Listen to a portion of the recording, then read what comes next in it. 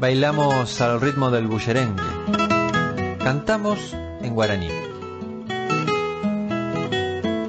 nos saludamos en mapudungún, tejemos palabras al derecho y al revés, y seguimos caminando con nuevas preguntas. ¿Cuántas formas de decir quiénes somos? De pueblos y caminantes.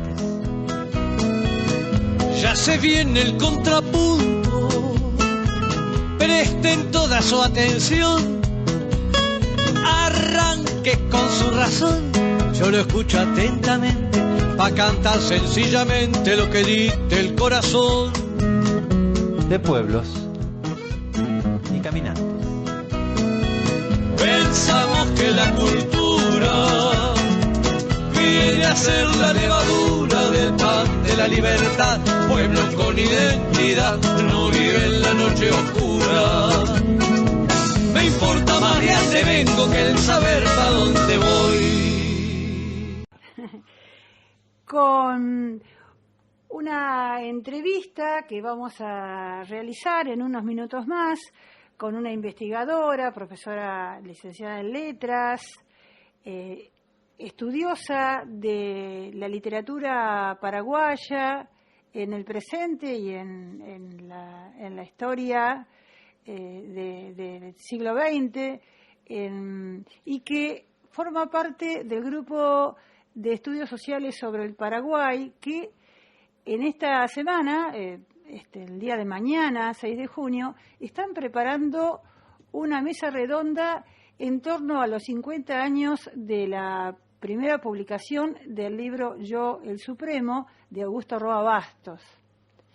Con Carla Benis vamos a tener una charla en unos minutos, pero nosotros queremos abrir este segmento en que vamos a charlar con Carla con un tema, Cara Potico Emix, el nombre de la canción que vamos a escuchar, que traducida sería como el pequeño campo florido que fue, ¿no? O antiguo campo florido, pequeño campo florido. Lo traen en una grabación, una antigua grabación, una reliquia, el dúo de los hermanos Cáceres. Y con esta canción iniciamos este segmento.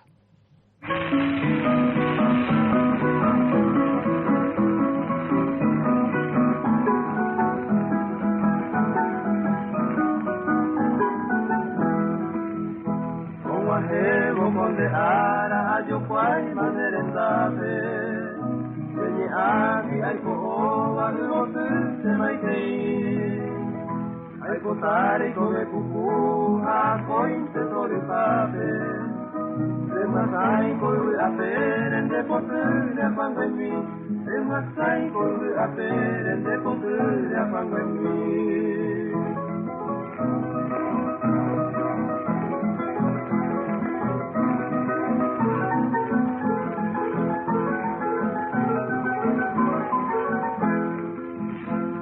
Tantere guputu amoite guparendagi Bo amore gundere tonomba Bo hebo konde ara topa ite amorubagi Soru pape na nyuavo anche mimi agora Soru pape na nyuavo anche mimi agora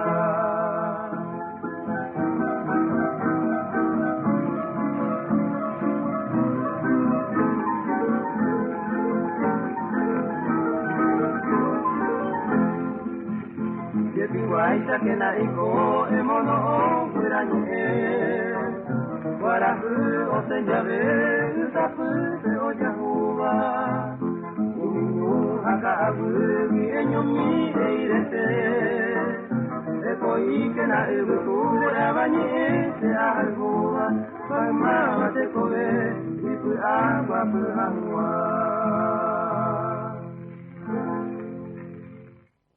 Este año, como les contaba, se cumplen 50 años de la publicación de una de las novelas más conocidas de la literatura paraguaya, como fue Yo, el Supremo, en 1974. es una ficción que Augusto Roa Bastos construye en torno a una voz inspirada, un narrador que dialoga con su ayudante, que sería, en la ficción, el dictador supremo, José Gaspar Rodríguez de Francia, que gobernara en los principios de la etapa independentista del Paraguay entre 1811 y su muerte en 1840. En la página 121 de Yo, el Supremo, escribe Roa Bastos lo siguiente, un fragmento que queremos en este inicio compartir con ustedes para que vayan sintiendo, palpitando el lenguaje, los sentidos que en esta obra Roa Bastos va imprimiendo. Y dice así: el poder de los gobernantes está fundado sobre la ignorancia, en la domesticada mansedumbre del pueblo. El poder tiene por base la debilidad. Esta base es firme porque su mayor seguridad está en que el pueblo sea débil. Observe, vuestra majestad, un ejemplo. La costumbre de ver a un gobernador acompañado de guardias, tambores, oficiales, armas y demás cosas que inclinan al respeto y al temor, hace que su rostro, aun si alguna vez se ve solo, sin cortejo alguno, imprima en sus súbditos temor y respeto, porque nunca el pensamiento separa su imagen del cortejo que ordinariamente lo acompaña. Nuestros magistrados conocen bien este misterio que ordinariamente lo acompaña. Todo el aparato del que se rodean e indumento que gastan les resulta muy necesario. Sin ellos verían reducida su autoridad a casi nada. Si los médicos no cargasen el maletín con sus ungüentos y pociones, si los clérigos no vistiesen sotanas, bonetes cuadrados y amplios manteos, no habrían logrado engañar al mundo. Igualmente los militares, con sus deslumbrantes uniformes, entorchados, espadines, espuelas y hebillas de oro. Solo las gentes de guerra no van disfrazadas cuando van de verdad al combate con las armas a cuestas. Los artificios no sirven en el campo de batalla.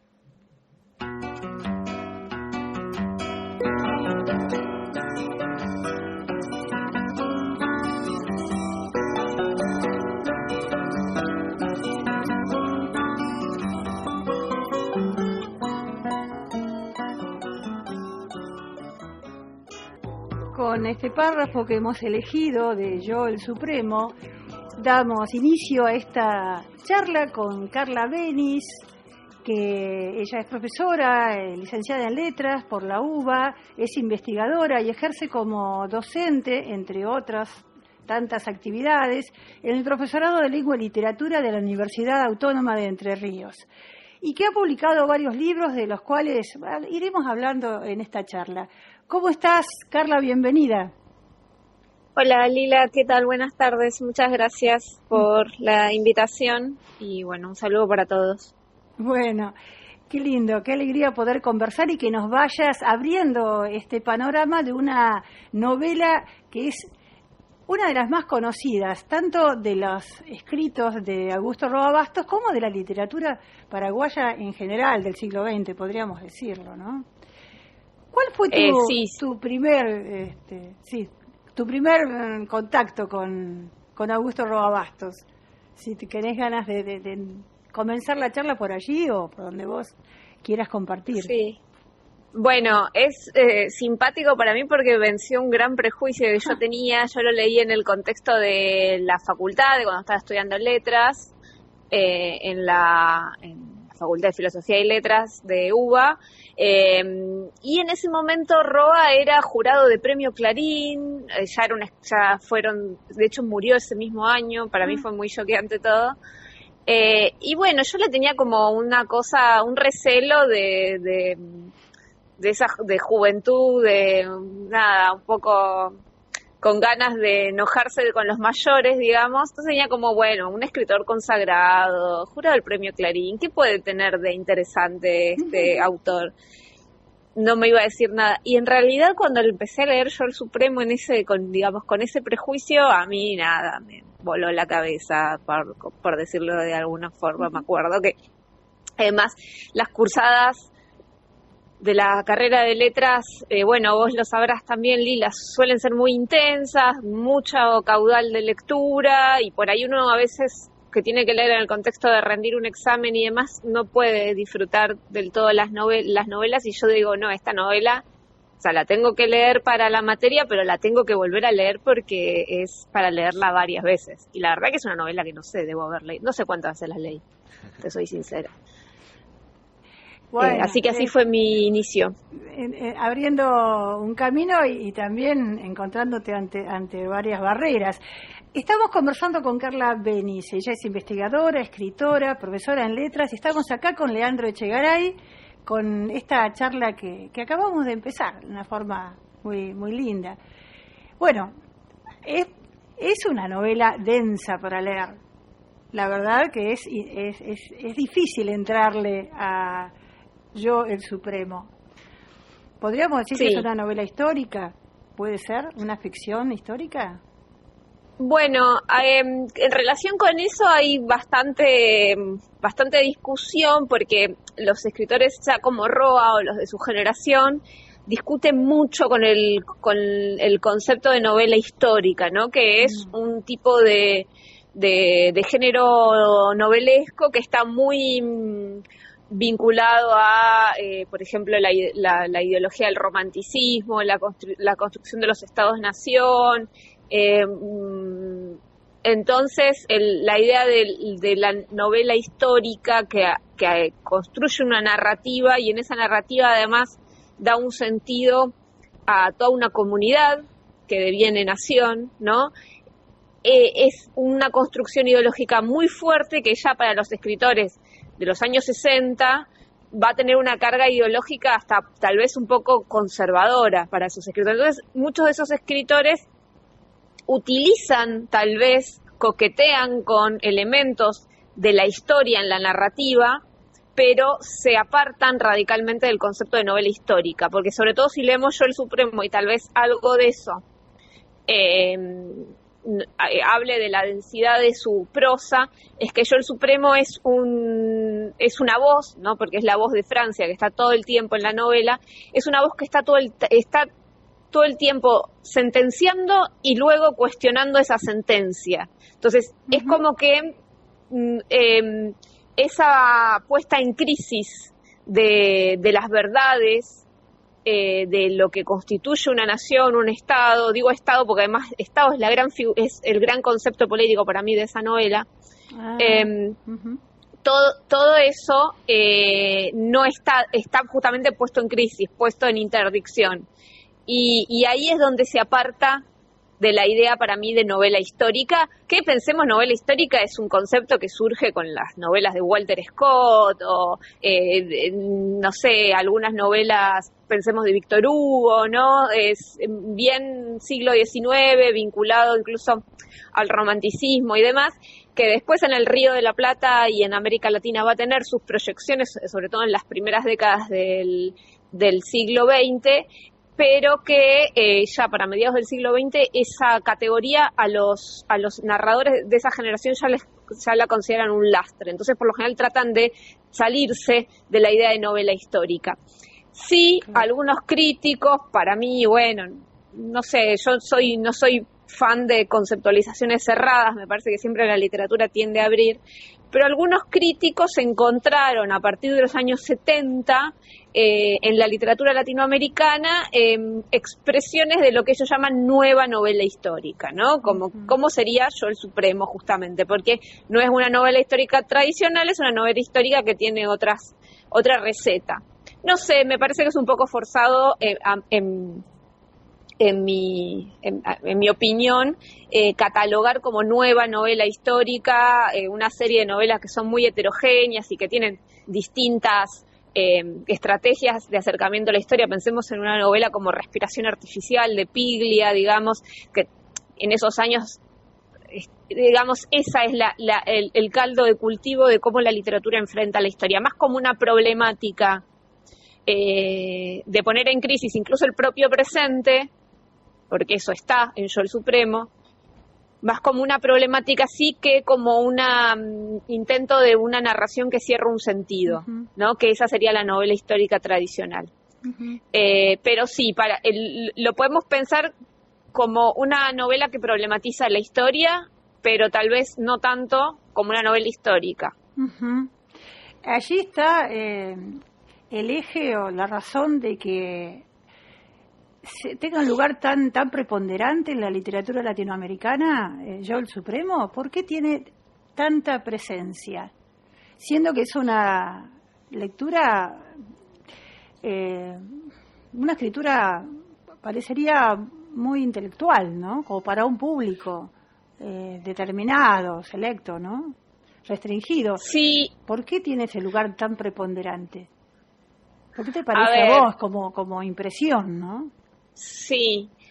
A ver, sí es una escritura muy... Además, a ver, para mí lo que pasó fue... bueno, hay muchas cosas. Cuando Roa saca la novela en el 74, él antes había sacado Hijo de Hombre, había sacado cuentos, que a lo mejor es otro tipo de acercamiento a la narrativa de Roa. Hay gente a la que por ahí Yo el Supremo nunca le termina de convencer, pero va a Hijo de Hombre y sí, digamos, se siente más atraído por esa escritura. Pero cuando Roa saca esa novela, él ahí pone en juego mucho de lo que en esos años se estaba discutiendo en la teoría literaria de los años 60. Pensemos el postestructuralismo, la cuestión esta de la muerte del autor, ¿no? Roa va a jugar con la figura del compilador.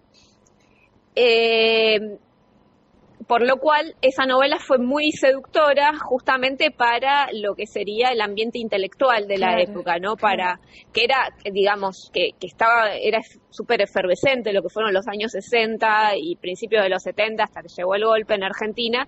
Era momento de mucha discusión teórica en el área en general y en literatura en particular. Entonces, a todo ese sector... esa novela le resulta muy llamativa. Y además que para mí lo que tiene la novela es que tiene eso, pero también tiene un juego con el relato oral, porque es una voz después de todo, o sea, tiene un juego con el relato oral, tiene muchas estrategias lingüísticas del guaraní. Entonces, creo que Roa ahí logró una fórmula de combinar elementos extraños, digamos, novedosos para lo que era también el ambiente intelectual de la época, y combinarlo con una narrativa que era muy, muy fuerte y muy, muy intensa. Y que además también tenemos que pensar el contexto, ¿no? Es una de las últimas novelas, por decirlo de alguna forma, del boom, ¿no? Del boom latinoamericano. En esos años había el mercado literario internacional tenía los ojos muy puestos en América Latina, siempre se veía cuál iba a ser la próxima novela que iba a salir. Entonces, ahí, digamos, me parece que Roa logra eso, y es una novela sumamente trabajada. Así como vos decís que la lectura es densa, además trabajosa, digamos, es una novela muy trabajada. Es impresionante la cantidad de fuentes que la novela tiene. A lo mejor se hace un poco espesa la lectura por eso, porque si uno no maneja algo de historia paraguaya del siglo XIX, está bien, se puede leer igual, la novela se lee de cualquier forma. Pero es verdad que hay un montón de referencias, de nombres, de plagios incluso, porque Roa juega mucho con el tema del plagio, de autores de la historiografía paraguaya tradicional, de los que él a veces se burla, de los que a veces toma cosas, de los que a veces aprende cosas, porque también hay un usufructo, digamos, de muchos de esos historiadores tradicionales, de una historiografía sumamente ideologizada, ¿no? Que ve todo en términos de buenos o malos, por decirlo ramplonamente, pero era un poco así la situación de la historia en Paraguay en esa época, y con todo eso, digamos, Roa hace un guisito, un chopará, por decirlo de alguna forma, para producir esa novela. Entonces, es muy fuerte la cantidad de fuentes que tiene la novela. Realmente es una polifonía porque aparenta ser un diálogo entre dos, ¿no? Sí. Entre Francia y Patiño. Pero en realidad aparecen tantos documentos, cartas, como notas al margen, y la voz en off, ¿no? Como la voz en off del narrador, ¿no? Pero sí, hay muchas interlocuciones allí en ese texto, que lo hacen muy interesante porque no es lineal. Claro, no es lineal y hay un montón de juegos ahí porque hay un juego con la idea de dictado, porque Roa es un dictador porque era el régimen político que a Francia, qué lapsus que tuve. Francia, que digamos es el personaje central de la novela, era un dictador que existió verdaderamente, que gobernó el Paraguay después de la independencia. Era un dictador por el régimen político que adoptó, que era de excepción porque tenía que organizar el Estado, digamos. Pero además está el juego de que él era un dictador porque dictaba, porque era un letrado que para él la palabra, la letra escrita era fundamental para constituir el Estado. Necesitaba leyes, necesitaba enviar cartas a los funcionarios de las fronteras para que tomen decisiones. O sea, hay una investigadora que ya falleció, una investigadora rosarina que se llamaba Nora Bubet. Ella trabajó muchísimo con este tema, ¿no? Con la idea del dictado. Entonces, en esa ahí hay un juego entre lo oral y lo escrito, porque es oralidad, porque es diálogo, pero que tiene que devenir escritura para devenir estatal, ¿no? Que Roa lo encontró en la instancia esa mínima, burocrática, digamos, del dictado. Y me parece genial. Y después, bueno, también tenemos un montón de subgéneros, si se quiere, de la vida burocrática del Estado en la novela, como el subgénero de la entrevista, ¿no? Los que van a pedir la entrevista al dictador, las cartas, las circulares, que de hecho hay todo un segmento de la novela que son las circulares perpetuas, que juega encima con esta idea de circularidad, y de hecho esto también sería antinovela histórica tradicional. El tiempo es circular en Yo el Supremo, no hay una progresión. De hecho, en Yo el Supremo no sabemos, el dictador no sabemos si está vivo o está muerto, o sea, hay como, él parece que habla desde después de la muerte, hay mucho juego, mucha ambigüedad con la temporalidad, y es verdad que todo eso hace que la novela nos exija una lectura muy, muy detenida, porque no nos deja anclas de sentido muy fáciles de hallar. Tenemos que estar siempre navegando un poco en las aguas. Les cuento que uno de nuestros oyentes leales, que es Daniel Añón Suárez, de acá de La Plata, cuando recibe ayer la gacetilla de que hoy íbamos a estar con este tema y te vamos a tener a vos como invitada, nos dice que él es un lector asiduo de Roa Bastos y que ha leído Encuentro con el traidor, El cuento del baldío, El sonámbulo, que es uno de los últimos, ¿no?, en el ser editado, El fiscal, El trueno entre las hojas, que ha sido también guión de película, ¿no? Madama Sui, otro de los textos, de los escritos de Roa Bastos, y que Yo el Supremo, Daniel Añón Suárez lo ha leído 2 veces y es el que prefiere de todos los textos que ha leído de Roa. Así que, bueno, lo saludamos a Daniel y nos alegramos que entre nuestros oyentes haya lectores de Roa Bastos, como para sentirnos contentos, ¿no?, de que pueda ser una lectura predilecta. Y entre todas las cosas que nos estás contando, que te agradecemos que hayas abierto del tema del texto, del libro, de la novela, a cómo dialoga él en general con la escritura. Y nos preguntamos entonces, o que en parte ya lo estás contestando, ¿a quién le escribía él? Si realmente cuando elige personajes históricos, políticos, ¿Lo utiliza para polemizar con otros escritores o para influir en el público de su época? ¿Cuál sería, desde tu impresión subjetiva, pero como investigadora, el propósito de Roa? ¿Polemizar con otros pares o influir en el público, en el pensamiento del público? A ver, yo creo que tiene múltiples propósitos. Ajá. Primero, su principal propósito creo que es literario, ¿no? Que es, él encuentra algunos núcleos interesantes en la historia paraguaya que le sirven para explotarlo desde el símbolo literario, desde la ficción, le ofrecen, digamos, una posibilidad de construir relato o de construir subjetividades interesantes, como es la de Francia, porque el Señor Supremo casi que es pura, casi que no hay peripecia, en el sentido de que no sabemos, no hay núcleos de acción que se van sucediendo, es puro diálogo, claro. y devenir. Uh-huh. Entonces, yo creo que Roa encuentra en la historia piedras preciosas para construir literatura. Eso en general. Sí. Ahora bien, con Jules Supremo, sí, él tiene él establece muchas polémicas con la historiografía paraguaya del siglo XX, eso sí. Sí.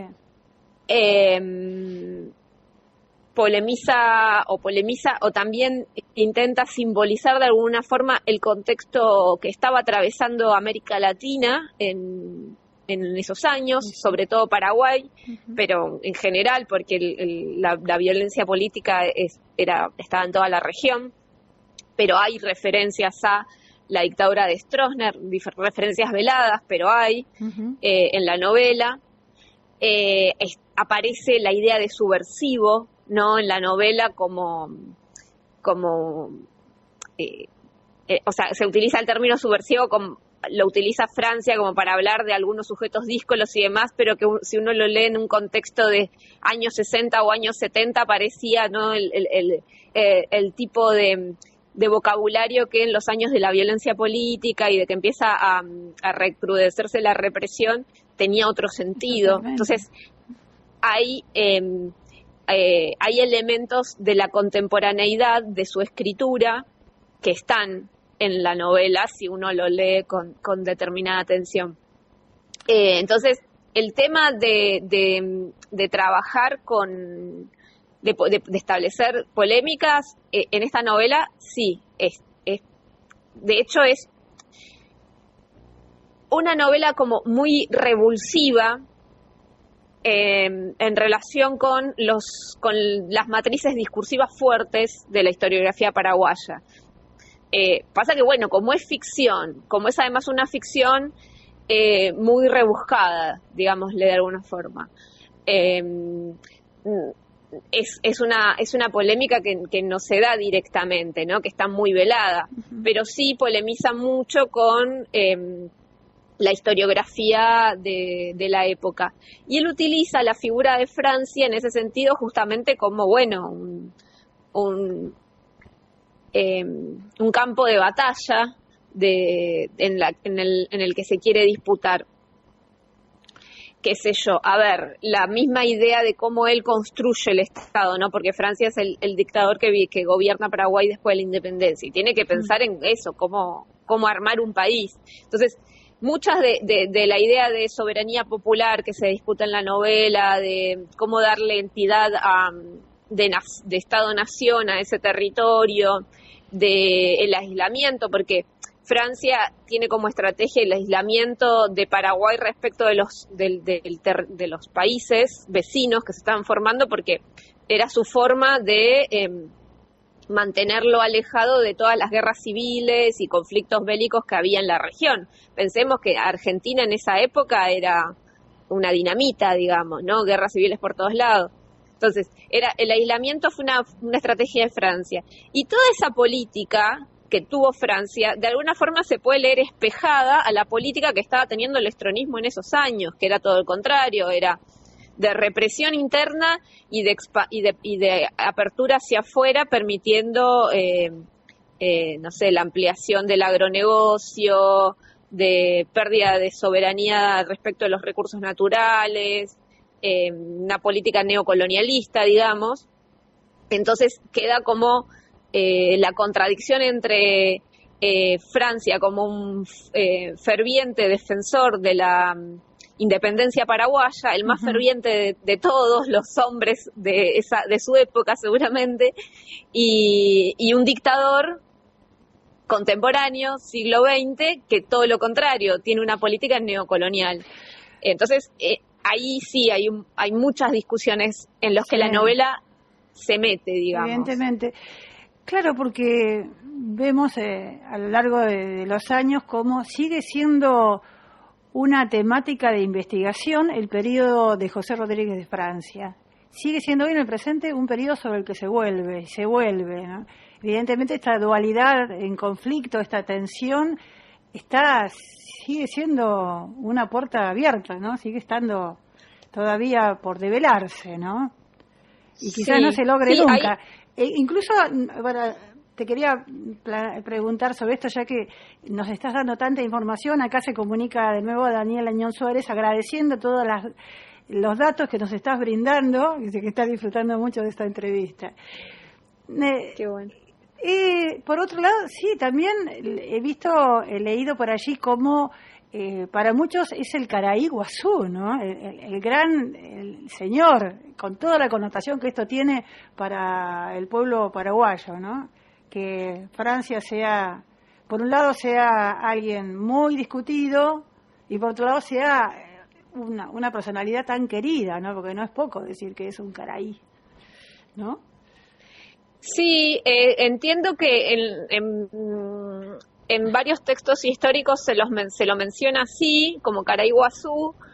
Imagino que, bueno, de alguna forma es alguien que estuvo hasta 1840, digamos, hasta que se murió en el poder. Entonces, seguramente tuvo una construcción muy personalista del poder y eso lo llevó a tener que construirse desde ese lugar. Ahí me estoy metiendo un poco en el terreno de los historiadores y no quiero pisar soberanía extranjera, pero sí eso también está problematizado en la novela. O sea, en la novela la figura de Francia es obviamente muy seductora, pero al mismo tiempo es muy problemática, porque de hecho hay un montón de juegos de palabras. Hay toda una filosofía política que Roa explota en la novela, que Francia como sujeto histórico también era portador de ella, pero bueno, lo que hace Roa tal vez es por momentos discutir ese personalismo. Hay una frase que está en la novela y que se supone que le perteneció a Francia, que es esta frase de después de mí vendrá el que pueda. O sea, cuando cuando fallece, ¿no? Ya está a tiempo de casi agonizando. Y entonces, claro, entonces y en la novela eso también está cuestionado desde otros paradigmas. Se habla del sujeto, de la gente muchedumbre, por ejemplo, ¿no? Como, bueno, tenemos que pensar una idea de soberanía popular que sea aplicable a nuestras regiones y que al mismo tiempo sea verdaderamente democrática, que es un problema que Roa enfrentó en general, me parece a mí, en toda su literatura, el problema de lo popular, ¿no? De que algo sea representativo de lo popular de verdad, porque cuando se habla de soberanía popular desde los estados, cuando se habla de literatura popular desde la literatura, todo eso implica una reducción de lo popular, ¿no? Una apropiación de lo popular. Todo eso de alguna forma tiene que aplanar lo popular, porque vos no podés poner lo popular en una burocracia de Estado. O sea, no lo podés poner con toda su heterogeneidad, con toda su energía disoluta a lo mejor. Entonces, esa problemática es la que está en la novela. Y obviamente la novela no lo resuelve, porque la literatura no resuelve nada, la literatura no es un discurso que baja línea, al menos para mí esa es mi posición. Pero lo que me parece interesante es que deja planteado, ¿no?, el problema. Claro. Y a lo mejor la literatura se permite eso, plantear problemas que en otro tipo de discursos más políticos, más históricos, donde que son discursos más del saber, digamos, no podés, necesitas ser un poco más conciso o más real o establecer hipótesis más fuertes. Bueno, la literatura, y en este caso me parece que esta novela en particular tiene esta positividad, ¿no? De dejar planteados muchos problemas, y eso la permite, no sé, ser una novela tan monumental. Sí. Y además mucho más cuando, como en este caso, hay múltiples voces, se abre múltiples universos de interpretación. Y creo que ese es otro de las grandes virtudes de la literatura, ¿no? La posibilidad de mirar como con un prisma, ¿no? Muchas posibilidades, y no una sola, ¿no? La literatura no es unívoca en ese sentido y nos ayuda a pensar. Aquí tenemos en mano uno de los libros que has escrito, Carla, La literatura ausente, Augusto Roa Bastos y las polémicas del Paraguay post-estronista. Y nos lleva este libro que hemos disfrutado, que nos ha ayudado mucho a conocer un poquito más sobre estas polémicas de las cuales estás hablando, y la polémica con el escritor Carlos Villagra Marsal. Él elige también el periodismo, ¿no? Como la prensa, como espacio público, de abrir sus polémicas al espacio público, ¿no? Sí. Esas cartas que publica, y justamente cuando te referís a la soberanía en la literatura, en las ideas, justamente creo que esto nos ayuda, la polémica de la cual vos das cuenta en el libro, respecto a algunos mitos que se han echado a correr acerca de lo que pensaba, de las hipótesis de Roa, y viene bien aclarar, que nos aclarás esto de cuál es realmente lo que pensaba él respecto a la necesidad de un corpus de obras que conformen una identidad nacional, y bueno, cuál era la gran ausencia que él encontraba en la literatura paraguaya de esos tiempos. Sí, esa es una polémica que tiene con Villagra. En realidad lo tiene con varios, o sea, ¿sí? Hay varios escritores que claro. Hay varios escritores que se sintieron, digamos, molestos con esta idea. Lo explico por ahí brevemente por la gente que no conozca el hecho. Roa lo escribió en varios ensayos, pero en una exposición puntualmente, que en un congreso de escritores, él dice que, bueno, esta idea de literatura ausente, no hay un corpus en el Paraguay que podamos decir esto es literatura paraguaya. Entonces, parecería, si uno lo lee ramplanamente, quiere decir que no hay escritores, claro, que nadie escribe literatura en Paraguay, etc. En realidad no, Roa no dice eso. O sea, no es un problema de si hay o no hay. No está pensado como objeto la literatura paraguaya, digamos. De hecho, por ahí ni siquiera es un problema de que haya o no haya escritores, sino es un problema de que, no sé, hay poca crítica, hay poca investigación, hay poca escritura sobre literatura paraguaya más que literatura paraguaya en sí. Entonces, él plantea eso y a partir de ahí polemiza con estos escritores. Yo trabajé el caso de Villagra porque, bueno, es una polémica que justamente, como vos decías, se dio en los diarios de tirada masiva, que leía la gente, se leía incluso en las tapas de los diarios. O sea, era lo leía, digamos, lo leía o podía leerlo cualquiera, porque no eran revistas especializadas de literatura, eran los diarios de tirada masiva, digamos. Entonces ahí polemiza, digamos, con Roa. Sí, a mí lo que me pasó en ese libro, y bueno, esa fue mi tesis de doctorado, es que, y volviendo a tu primera pregunta respecto de qué me llevó a Roa, a mí Roa me sirve para entender el Paraguay. A diferencia de esto, de que muchos se quejan de que Roa tapa el Paraguay, no deja porque tiene estas expresiones polémicas, etcétera, entonces oculta. A mí, al contrario, me sirve como atajo metodológico, si se quiere, para entender la literatura paraguaya en general. Entonces, esa discusión que él presenta me parece digo, independientemente del acuerdo que uno pueda tener o no con las posiciones, yo no, de nuevo, no me cierro por lo general en acuerdos con fulano o con mengano como si fuera un River Boca la literatura, no es así.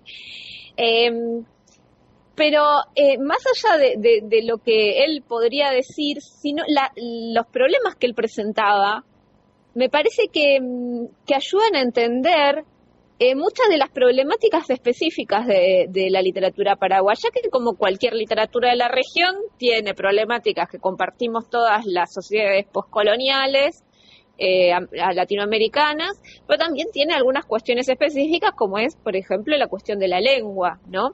Entonces, cuando Roa dice, bueno, no hay literatura en el Paraguay o lo que sea, bueno, pero nos está presentando tal vez algún problema de que no es que no hay literatura, de que tenemos que leer la literatura paraguaya desde otro lugar, tal vez. Y además esto también es algo que hay otros críticos o algunos autores, es como un lugar común que hay en el espacio literario paraguayo, decir, bueno, en Paraguay no hay crítica, hay poca literatura, no tenemos esto, no tenemos ciencia ficción, no sé, qué sé yo, ¿viste? Esas cosas, parecería que si uno escribe ciencia ficción la literatura es más moderna, no sé. Bueno, hay como algunos espacios en los que eso se dice. Y en realidad me parece que lo que se hace es sacar el eje del problema, pensar en parámetros externos a los que se supone que una literatura se tiene que adecuar, ¿no? Entonces, y nos saca el eje, a lo mejor de todo ese universo discursivo heterogéneo que tiene el Paraguay, que es bastante interesante, no sé, la canción popular, etcétera, todo lo que sería a grandes rasgos literatura popular, y que a mí Roa, desde esa polémica que él establece, me sirvió como para pensar eso, ¿no? O sea, es alguien que busca problemas en lugares donde parece que donde hay un páramo o donde no hay ningún problema. Uh-huh. Entonces, en ese sentido me sirve como atajo. Yo siempre termino volviendo a Roa, aunque a veces diga, no, quiero trabajar otra cosa. No, bueno, pero hay para eso me sirve Roa, digamos, por los problemas que plantea en sus ensayos, en su literatura, en eso, en su experiencia vital también como escritor que fue migrante.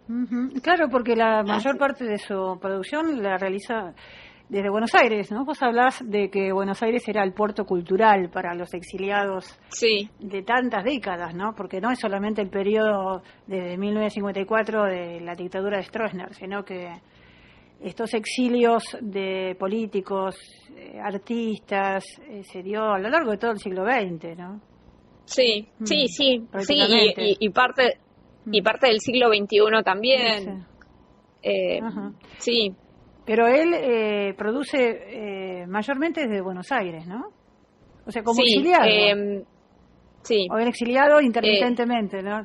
Por el caso de él, pero es particular, pero ¿qué característica esto, ¿no? De tanta producción de literatura paraguaya fuera de Paraguay, ¿no?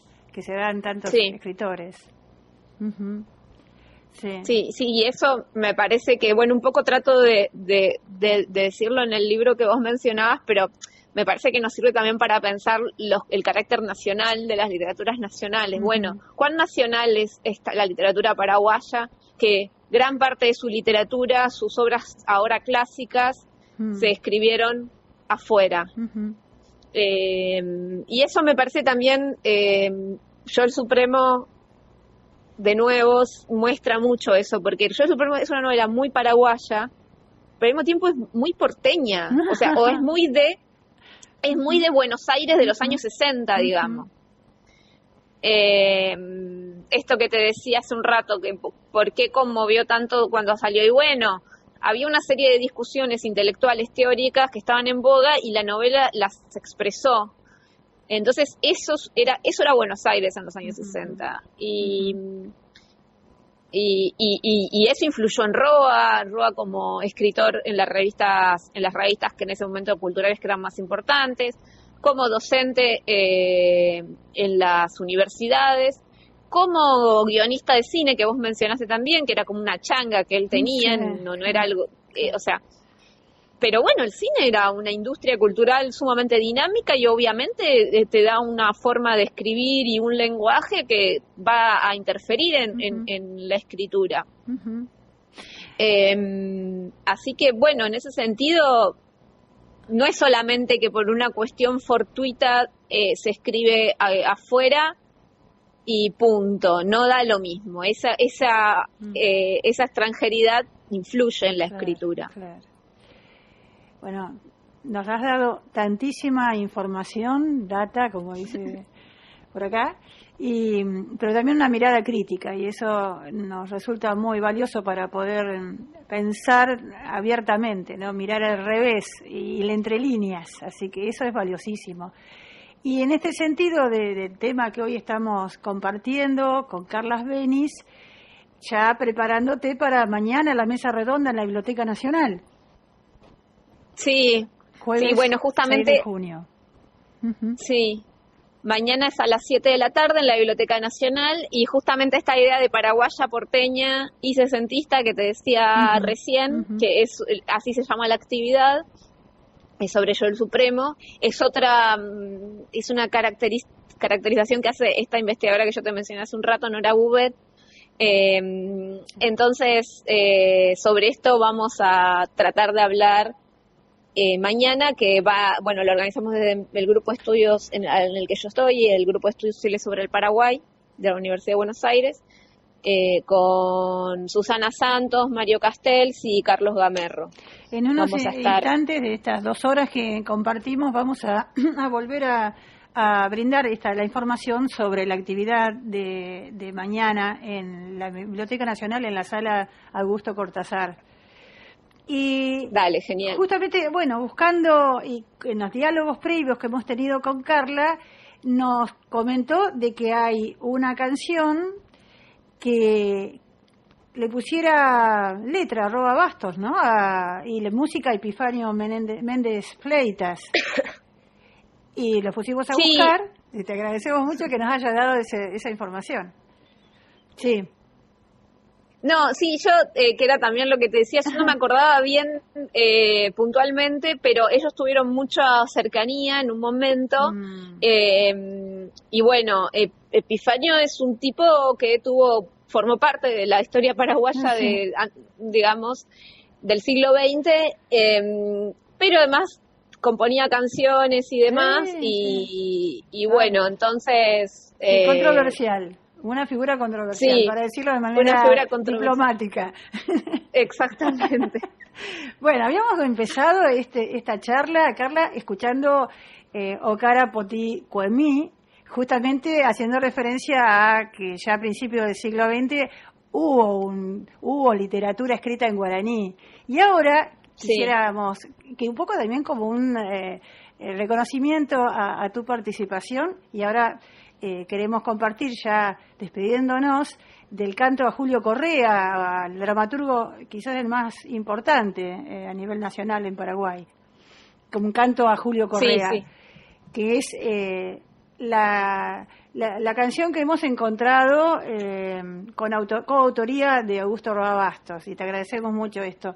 Y especialmente te agradecemos tu participación hoy, que nos has abierto mucho a la audiencia de Pueblos y Caminantes y de Radio Futura de La Plata, y que esperamos que sea promisoria la mesa redonda de mañana, de estos 4 escritores, críticos de literatura paraguaya, que va a estar muy buena, muy interesante. Si cada uno tiene una mirada complementaria o distinta, va a ser muy rica, con seguridad. Así que te agradecemos profundamente que hayas estado este rato, que nos hayas brindado esta charla. Gracias a ustedes. Y quedamos en contacto. Hasta pronto y mucha suerte mañana. Para todo, dale, un para beso. Toda la mesa. Un abrazo. Gracias, Carla.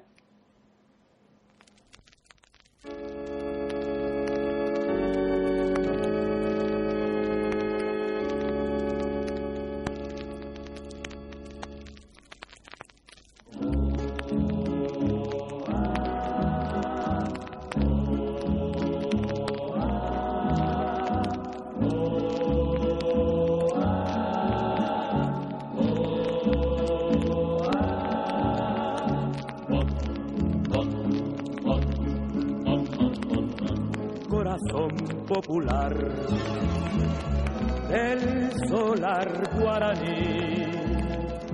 Se quebró ya el rubí de tu idioma sin par, el varón torrencial que templará tu voz, se durmió junto a Dios en el sueño inmortal.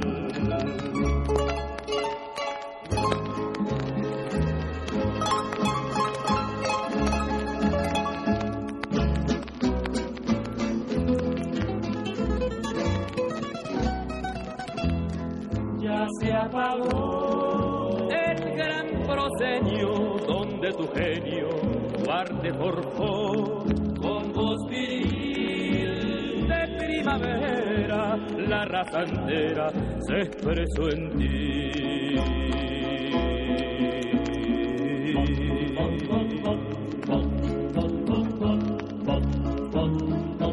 Desde luqueño jardín donde tu sueño vivió, tu corazón de jazmín, sueño de vida plasmó, y en el teatro vital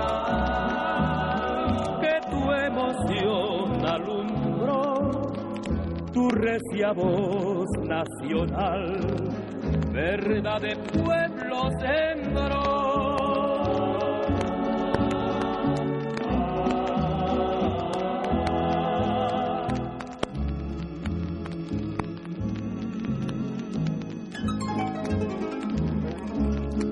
Anocheció al mediodía la luna fría, Gino Lunay, nume de unión, tu nombre sea Julio Correa.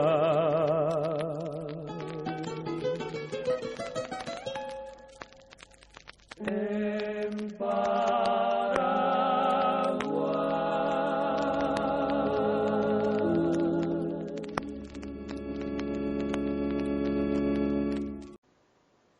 de pueblos y caminantes.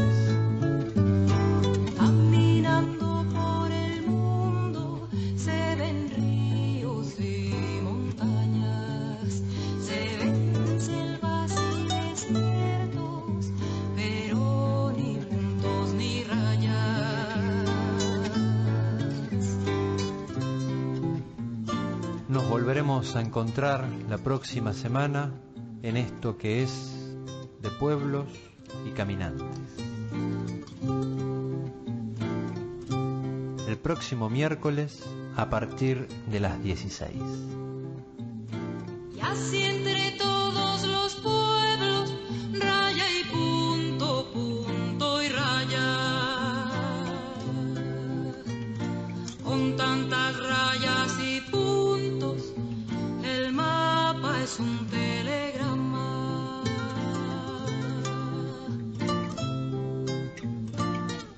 De pueblos